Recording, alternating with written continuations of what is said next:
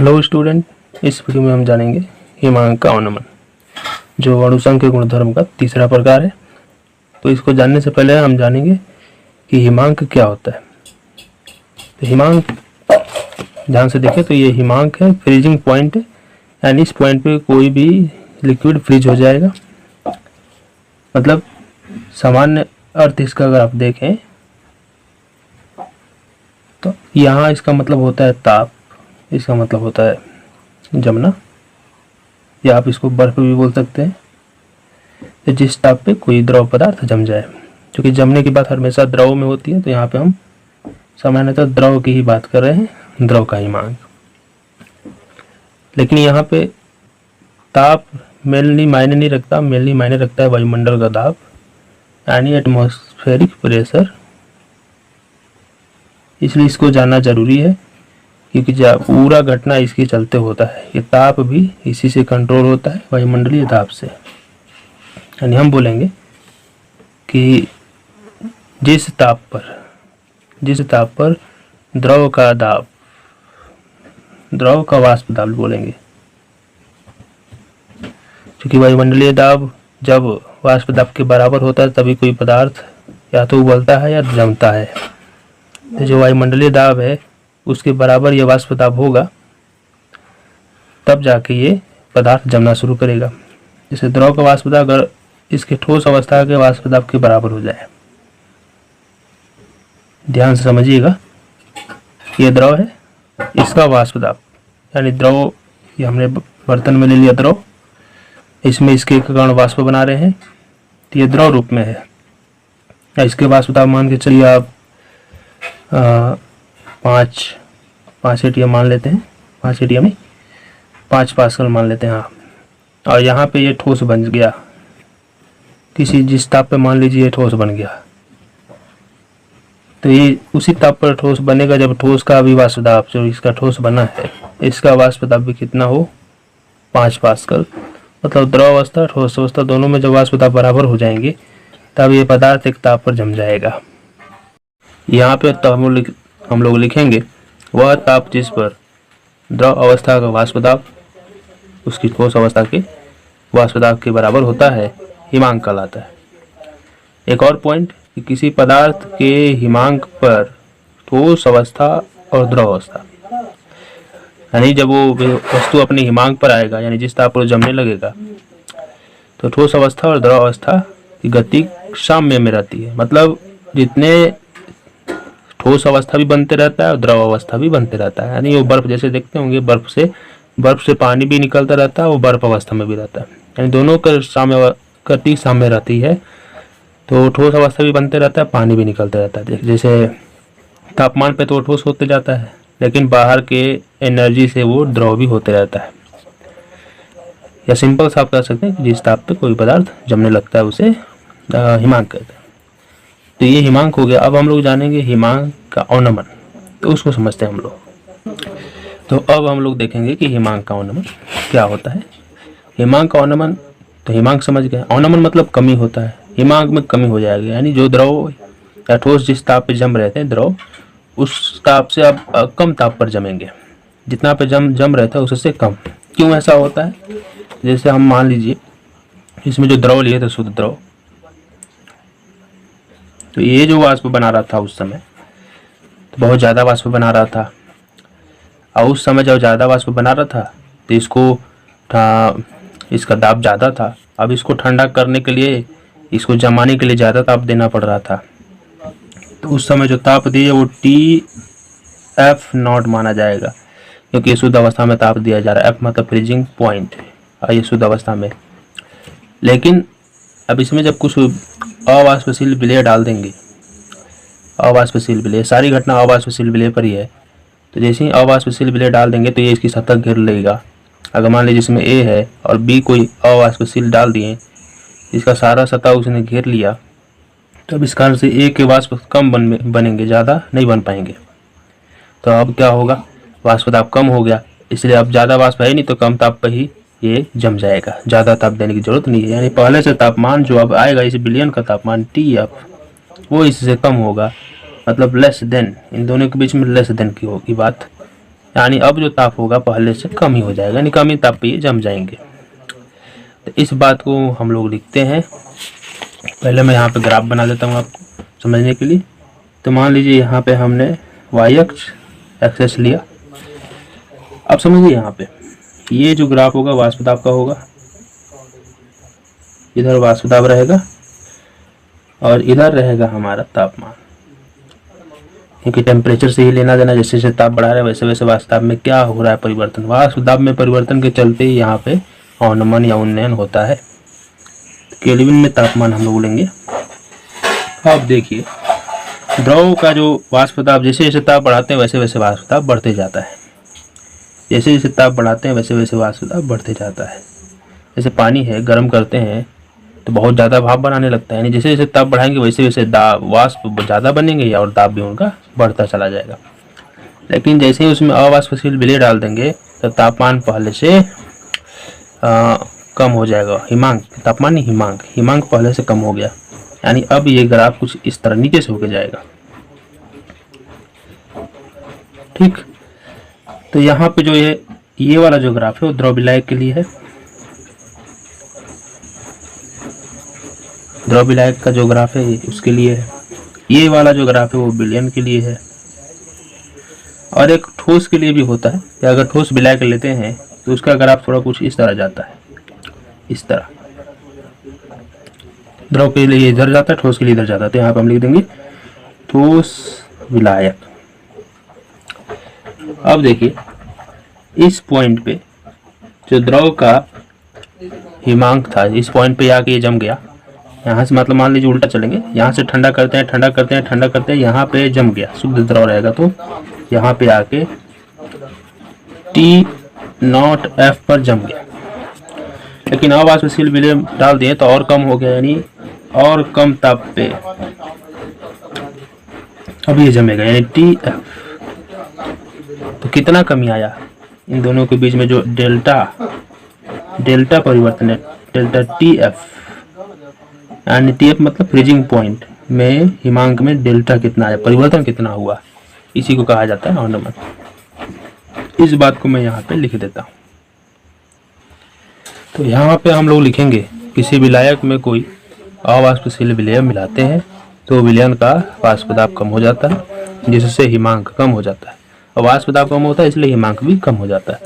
अब विलायक और विलयन, तो पहले जो विलायक था उसका हिमांक, अब अवाष्पशील विलायक मिलाने के बाद, विलेय मिलाने के बाद जो अब हिमांक है, उन दोनों का अंतर, शुद्ध अवस्था वाला विलायक और विलयन का हिमांक का अंतर ही क्या होता है, हिमांक का अवनमन।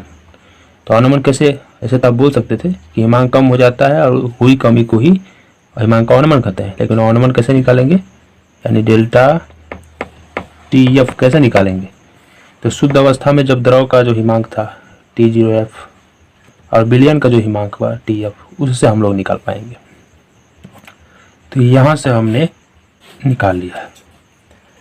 अब हम लोग आगे एक पॉइंट जानेंगे। तो पॉइंट क्या है, तो इस बात को मैं क्लियर करता हूँ कि प्रयोग से यह देखा गया है कि जो डेल्टा TF है वो समानुपाती होता है मोललता के। मोललता के बारे में आप लोग जानते हैं, 1 kg विलायक में उपस्थित विलेय के मोलों की संख्या को कहते हैं। तो ये प्रयोग से पाया गया है, इसे सिद्ध भी किया जा सकता है, लेकिन वो लेंदी प्रोसेस है, इसलिए मैं आपको सिंपल सा बता रहा हूँ। NCERT भी कह रहा है कि प्रयोग से देखा गया है कि ये इसके समानुपाती होता है। तब आगे क्या होगा, आगे क्या होगा, हम लोग इसे बराबर करेंगे, डेल्टा TF को बराबर करेंगे तो KF इंटू M आएगा। अनुपात यहाँ पे स्थिरांक क्यों लिया जाता है इसके बारे में पहले भी मैं बता चुका हूँ, क्योंकि समानुपाती है, यानी इनका अनुपात समान है। तो जो समान आ रहा है, जो मान बार बार आ रहा है, मतलब इनका जो अनुपात लीजिएगा अलग अलग मान पे तो एक ही अनुपात आएगा, वो अनुपात इनके साथ लगा देंगे तो बराबर हो जाता है। इसे क्या कहते हैं, KF को क्या कहते हैं, तो हिमांक अवनमन स्थिरांक कहा जाता है। हिमांक अवनमन स्थिरांक, जो कि हिमांक अवनमन है तो उसका स्थिरांक ये है, या मोलल अवनमन स्थिरांक भी कहा जाता है। इसकी मात्रक की बात कर ले, तो KF की मात्रक की बात कर ले, डेल्टा TF है ऊपर, नीचे मोललता है, ये इधर आ जाएगा। यहाँ पे मैं मात्रक आपको बता रहा हूँ शॉर्टकट में।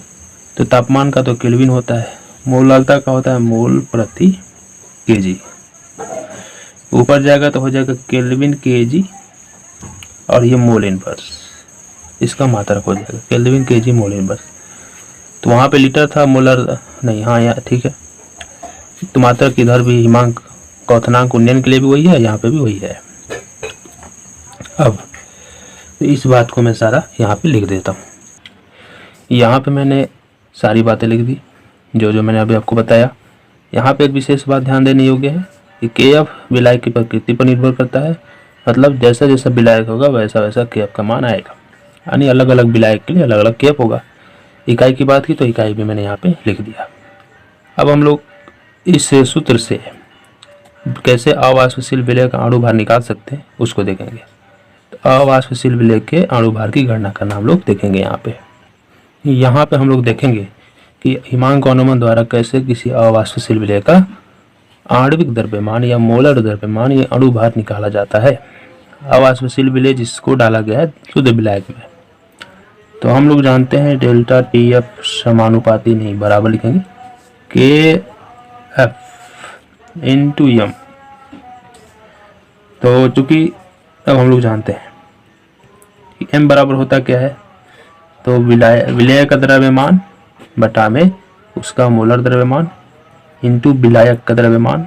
अगर ये ग्राम में है तो यहाँ पे हम लोग 1000 ले लेते हैं। तो ज़्यादातर मान ग्राम में ही होते हैं, इसलिए हम यहाँ पे 1000 ले रहे हैं। नहीं तो अगर 1 kg में रहते तो यहाँ पे 1000 नहीं लिया जाता है। यहाँ पे इसको स्मॉल w कर देते हैं ताकि अच्छा लगे, अच्छा नहीं लगे मतलब समझ में आ जाए।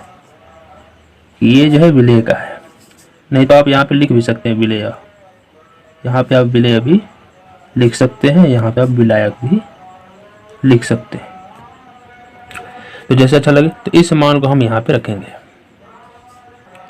तो यहाँ पे जब हम मान रखेंगे तो डेल्टा TF बराबर क्या हो जाएगा, KF इंटू M के जगह पे हो जाएगा W विलय बटा में M विलय गुणे 1000 बटे W विलायक। तो अच्छा होगा कि आप विलय को B मान लीजिए, अब विलायक को A मान लीजिए, क्योंकि NCERT ने 1 2 माना है, विलायक को 1 माना, विलय को 2 माना, तो हम A भी मान लेते हैं ताकि आसान हो जाए, बार बार हमें दिक्कत ना हो लिखने के लिए। विलायक लिखने पर ज़्यादा लंबा होगा। हमें क्या निकालना है, MB निकालना है, यानी विलय का मोलर द्रव्यमान।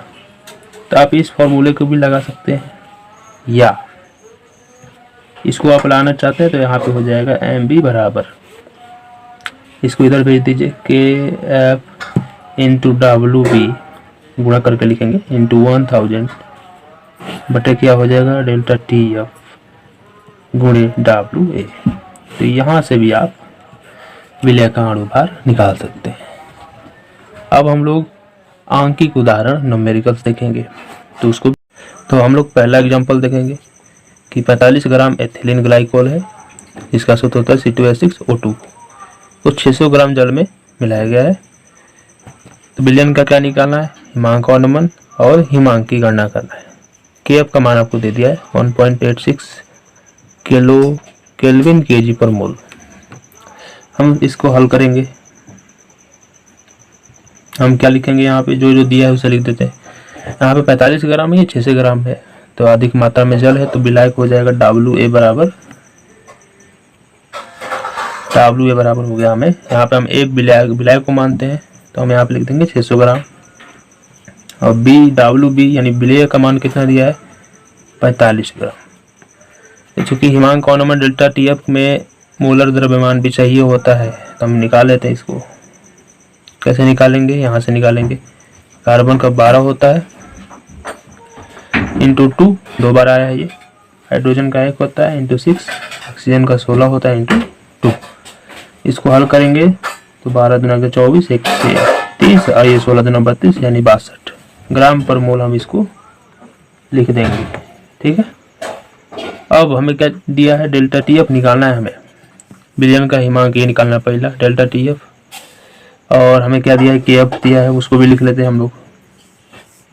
KF दिया है 1.86 केल्विन kg पर मोल इनवर्स। पहला हमें निकालना है डेल्टा TF तो डेल्टा टी एफ बराबर हम लोग जानते हैं के एफ इंटू एम, यानी मोल अंश नहीं मोल अल्दा होता है, या हम इसको लिख सकते हैं के एफ एम का मान हम लिख सकते हैं डब्ल्यू बी इंटू 1000। कब लेना है? जब वो ग्राम में दिया हो, तो यहाँ पे ग्राम में ही दिया है, इसीलिए हम यहाँ पे 1000 ले लिए, बटा में W M sorry M B यानी मूलर द्रव्यमान लेंगे और विलायक का द्रव्यमान लेंगे। यहाँ पे सारा मान यहाँ पे रखते हैं हम लोग। तो रखिए के एफ का मान कितना है 1.86, डब्ल्यू बी का मान कितना है 45 ग्राम गुणे 1000, बटे में एम बी कितना आया 62, डब्ल्यू ए कितना दिया है 600 ग्राम।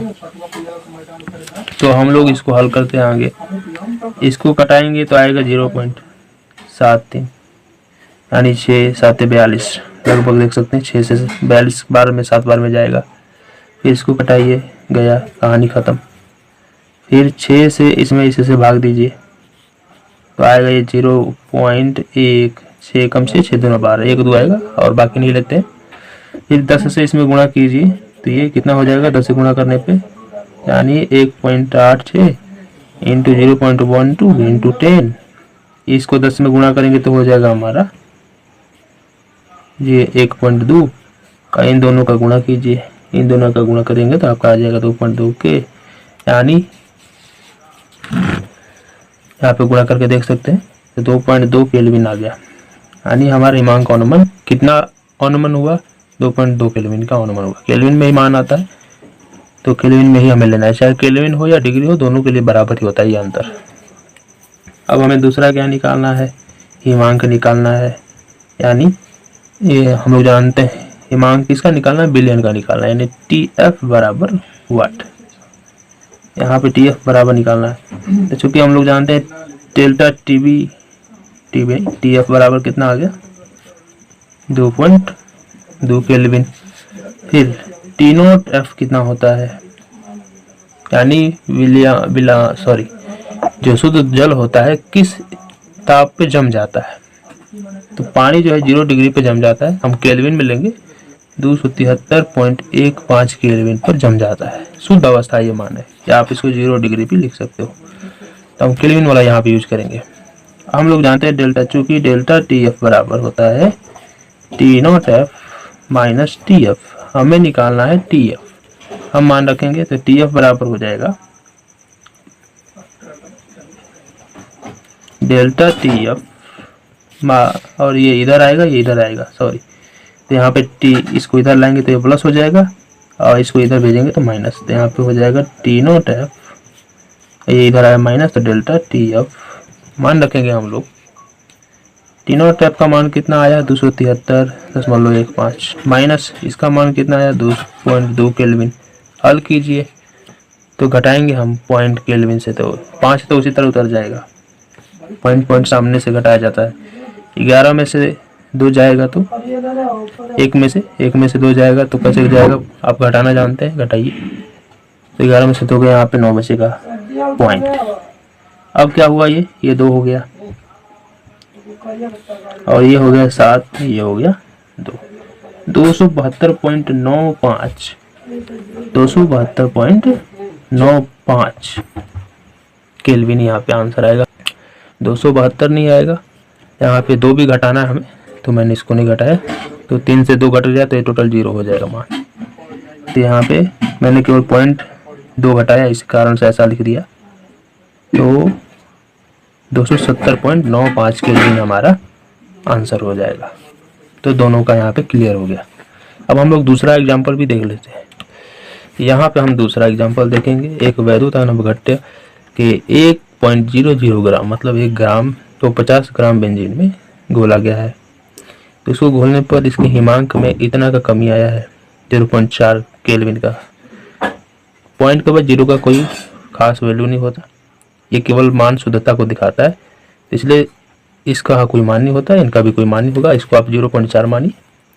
एक कमी हो गई है, यानी यहाँ पे क्या क्या दिया है, एक तो विलय का मात्रा, विलायक का मात्रा, और यहाँ पे कमी डेल्टा टी एफ दिया है। विलय का हमें मोलर द्रव्यमान एम बी निकालना है, एफ दे दिया है आपको, लिखिए इन सभी बातों को यहाँ पे। तो हमें W विलायक B का मान दे दिया है 1 ग्राम। इसका हमें M यानी मोलर द्रव्यमान निकालना है। विलायक का द्रव्यमान आपको दिया है 50 ग्राम। बेंजीन का द्रव्यमान आपको कमी दिया है डेल्टा TF बराबर 0.4 केल्विन। TF का मान आपको दिया है TF नहीं KF 5.12 केल्विन kg पर मोल। यहाँ पे हम क्या फार्मूला लगाएंगे, वही डेल्टा TF का फार्मूला। क्या जानते हैं, डेल्टा TF बराबर KF इंटू मोलन्स का क्या होगा WB पूरे 1000 बटे MB इंटू WA। हमें MB निकालना है, इसको आप इधर भेज दीजिए, बाकी को सब इधर भेज दीजिए। तो ये आप डायरेक्ट याद हो फार्मूला, तो आप उससे भी लगा सकते हैं। तो MB बराबर होता है, हो जाएगा KF गुणे WB गुणे 1000 बटे MB गुणे WA। मान हम लोग रखेंगे यहाँ पे। KF का मान कितना दिया है 5.12। WB का मान कितना दिया है 1 ग्राम गुणे 1000 बटे, यहाँ पे पॉइंट है। MB का मान कितना दिया है 50, नहीं निकालना है इसको, तो नहीं, डेल्टा TF नीचे आ जाएगा, MB नहीं होगा, यहाँ पे डेल्टा TF नीचे आ जाएगा। तो इसका मान कितना दिया है आपको 0.4 केल्विन और WA का मान दिया है आपको 50 ग्राम। यहाँ से 0 से 0 जाएगा, इस पॉइंट को आप हटाते हैं तो नीचे 100 आएगा और वो 100 इस 0 को काट देगा इस पॉइंट से। इस पॉइंट को आप हटाएंगे तो ऊपर 10 आएगा और इन दोनों का गुणा करेंगे तो आ जाएगा 20। 5 चौके 20, ये 0 से 0 चला जाएगा। 2 में आप 512 से भाग कीजिए, 2 दूना के 4, 2 5 10, 2 6 12, क्या आ गया ग्राम पर मोल। आंसर हमारा हो जाएगा यहाँ से। तो आप अच्छे से कीजिएगा, इस तरह मत कीजिएगा हल, मैंने आपको ये समझाने के लिए ऐसा किया। तो यहाँ से ये वीडियो खत्म होता है। हम मिलेंगे अगले वीडियो में अगले और संख्या।